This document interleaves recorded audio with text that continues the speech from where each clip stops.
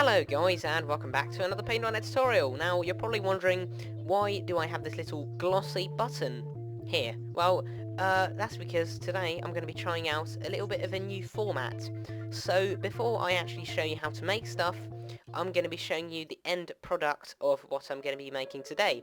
So this is what I'm going to be doing today. Here's one I made earlier, and let's begin. Right, so first what you have to do is you've got to make a little circle using the ellipse tool. So select your ellipse tool and select two colours. Now you've got to select a primary and a secondary colour for this, as with all sort of gradient involved things. So sort of set quite a dark blue colour, or whatever, you know, colour you want, but set it to a nice dark colour so that the gradient is going to be actually noticeable when you do the sort of three-dimensional ball shape. And set your secondary colour to a considerably lighter colour. Now the way that you achieve this is you sort of use these little sliders to select a random colour. So you've got to just play around with the sliders a little bit, mainly these two, the S and the V. Okay, so now I've actually got the two colours, so let's do the beginning of the actual shape. So first you've got to hold down shift so that you make a perfect circle, and just make a circle thus accordingly. And there you go, you got yourself a circle. And now select your magic wand tool and set your tolerance, which is very important for this, to 69. Now you've got to click this little switch button so that you swap your secondary colour to your primary and your primary to your secondary. And now drag your sort of gradients, which you just selected. Sorry, I forgot to mention that. You've got to select your gradient tool, and this is what it's going to be on default, the linear. But what you need for this is the radial gradient. So select it, put it to roughly the middle, and hold down shift, and just sort of drag your gradient outwards using your mouse. And now deselect it and see the results. I'm quite pleased with that, although I think it could have been a little bit smoother. So, you know, you can just play around with this if you want. There you go, I think that looks perfectly fine. So what we have to do now is make the gradients a little bit more sort of noticeable, and we got to make a sort of a shadow, a more distinct shadow on the outer edge of our circle. So what you got to do is you got to duplicate this layer, go to the bottom, go to hue/saturation in adjustments, and obviously this is going to be your default layout for your hue/saturation bar, but you've got to drag your lightness down to -100 on this. So as you can see, if I make this top layer invisible, the bottom layer is dark. So now you've got to select your bottom layer, the dark layer, and get your move selector pixels tool and drag it outwards, so then it adds a little sort of line on the outer edge of your circle. Now deselect it as usual, and what you're going to do is you're going to select the inside of the circle, the entire inside, using a 69% tolerance, and now go to your black circle without deselecting and press delete. And you may not see the difference yet, but if I deselect this, if I make it invisible, you can see that it's just a little circle. So now get to the little black line above, and now go to blurs, Gaussian blur, and blur it out slightly. And there you go. That adds a bit of a shadow to your circle. You may want to do what I did earlier and sort of drag it using your move selector pixels tool to make it more distinct. Maybe repeat the Gaussian blur several times to make it a little bit more smoother, and to give it less of an appearance of a disc. And now what you've got to do is you've got to go back to your original circle, so your duplicates, which I have eventually dragged down.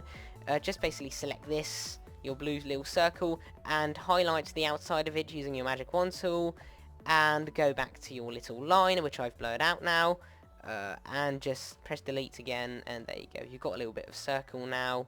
And now here you go, you've got your circle, you've got your complete circle, but it still doesn't look all that three-dimensional.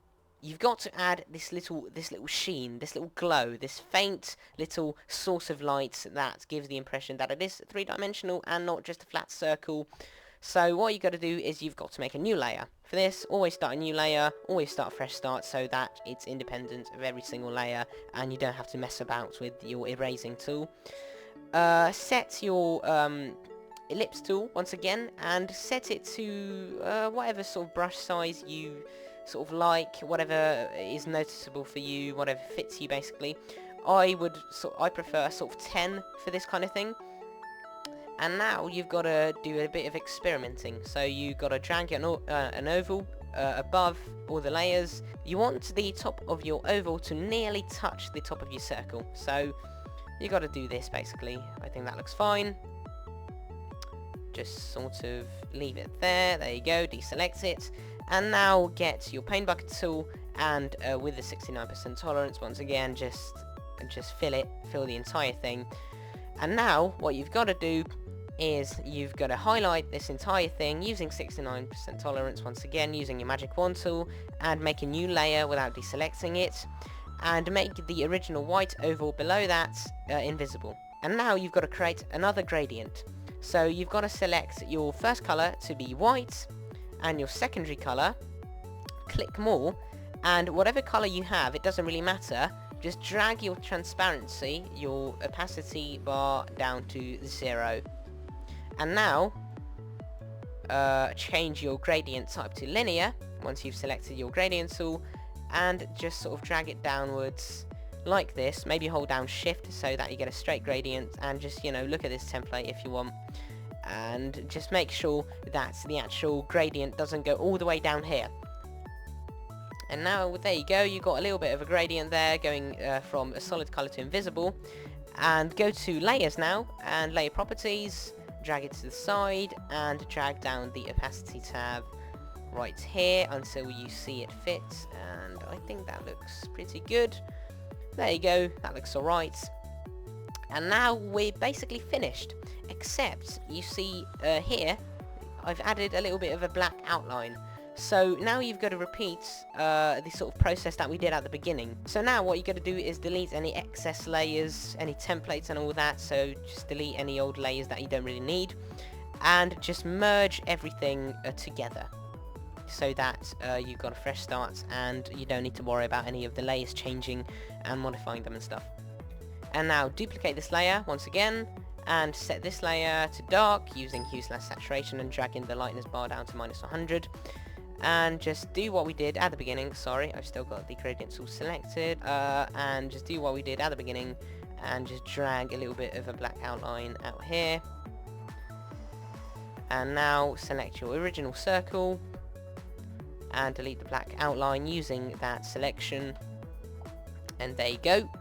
And now you can see there's a couple of like odd sort of edges right here. Can delete those by selecting the entire black outline and just dragging it inwards slightly so that it's less noticeable, and make it a little bit even. That looks pretty good. And now just get your magic wand tool, highlight the entire damn thing, and just make another gradient. And now you've got to use a linear gradient to set this to a nice sort of glowy type of gradient around your actual main sphere. And now you have to go to Effects, Photo Glow, and just make it glow slightly to make it appear a little bit more three-dimensional and just generally cool. And here you go. I've got a replica of my original button that I made earlier, and now you probably know how to do this, and I hope you find that helpful. Right, next up I'm going to be showing you how to do this. I'm going to be showing you how to add a reflection to an object to make it look as though it is actually placed onto something and it's not actually in just a random white abyss. Now, the way you do this, I'm going to be showing you how to do this with an iPhone. Not sure what release this is, 5S or 5G or whatever. I don't really keep up with all this. So let's just downsize this a little bit like we did with the last one. And let's just fill in our entire background with white to give us some space. So now what you have to do is find an image of basically whatever you want. It could be an iPhone, it could be, you know, like a cracker, a biscuit, maybe a mini cheddar, you know, whatever you want, basically. And now you have to grab that and paste it over here. So, this picture, for example, it quite conveniently has a transparent background, but if your picture does not have a transparent background, you can watch my previous tutorials. I basically do it in every single one of them. But I suggest you watch my second one on how to delete the background of an image. So now, this is probably going to be, this is pretty simple, you know. What you have to do now is grab your little iPhone, drag it to the middle roughly so that you leave space for the actual reflection, and click deselect.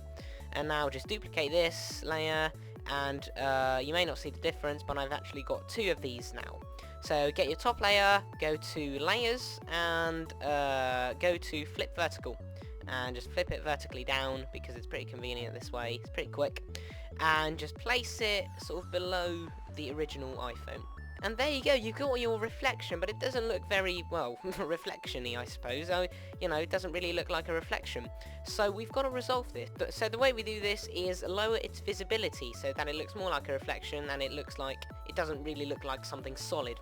So what you have to do now is go to Layers, Layer Properties, drag your Layer Properties tab to the side so you can see what you're doing, and just drag your opacity bar to whatever suits your image. You know, don't make it too invisible, but don't make it too visible either.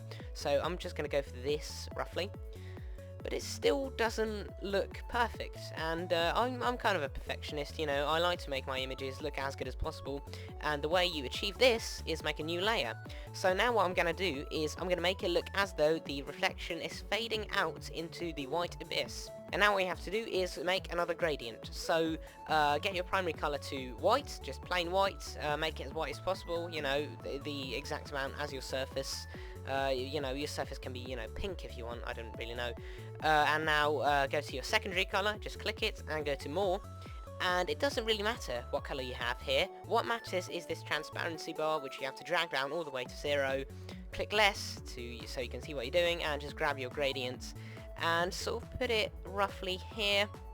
Maybe hold down shift to make a straight gradient, and you know, this really depends on what you're doing. You know, if you've got a cracker, you may not want to make your gradient as big. This is what it suits me, I think. This looks alright.